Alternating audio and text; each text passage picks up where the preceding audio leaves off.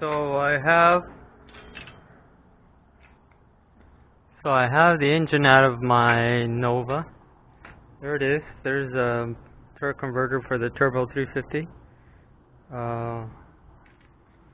One more engine. I'm gonna rebuild the 350 because I had low oil pressure, and it's the first time I've ever taken an engine out.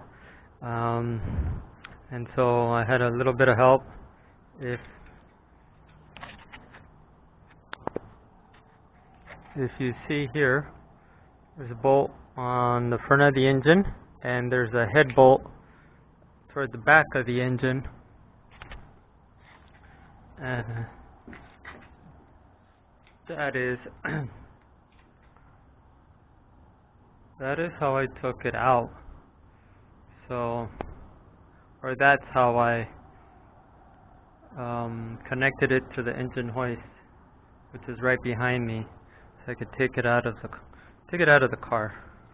So, just so people can see my messy garage and the engine hoist.